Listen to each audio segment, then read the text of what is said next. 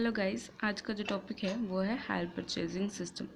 सो hire purchasing system क्या होता है? हायर परचेजिंग सिस्टम क्या कहता है कि जब हम गुड्स को डिलीवर करते हैं एक परचेज़र के पास और एक इमीडिएटली एग्रीमेंट साइन करवाते हैं और उसे कहते हैं कि आप पे करो जो आपने परचेज़ करा है उसकी प्राइस एक इंस्टॉलमेंट में।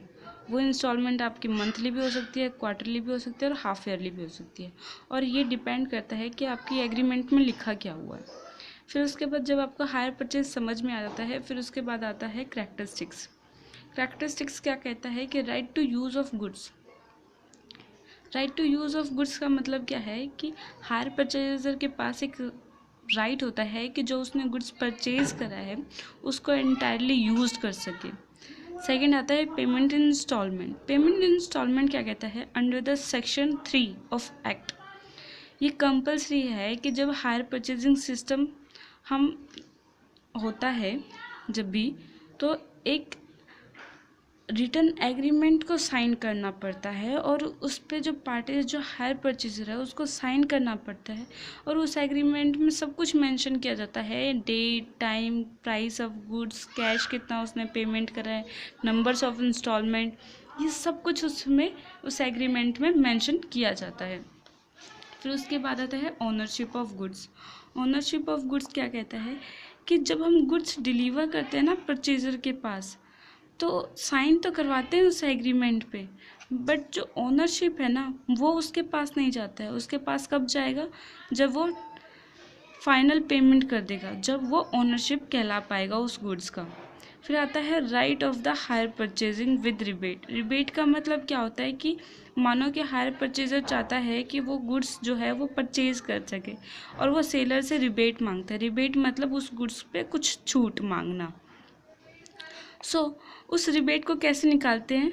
2/3 टोटल हायर परचेजेस चार्जेस, जितना उस टोटल हायर परचेज उसने करा है, जितने अमाउंट का उसने, numbers of instalment not yet due, जो कि वो नंबर ऑफ इंस्टॉलमेंट जितने नहीं दे पाया है।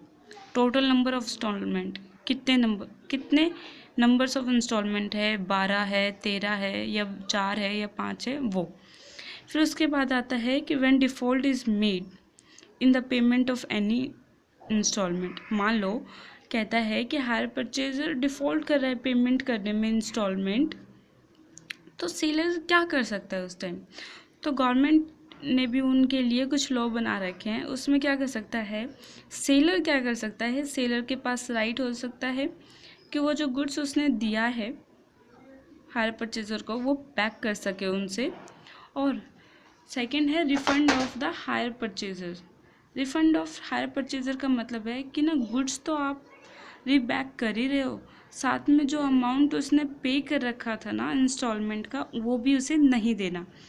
सेकंड है liquid liability of hire purchasing to keep of goods in good condition. इसका मतलब है कि जो हायर परचेजर है उसकी लाइबिलिटीज़ है कि वो जो गुड्स यूज़ कर रहा है उसे गुड कंडीशन में रखे। Loss occurring to goods has to be borne by the sellers.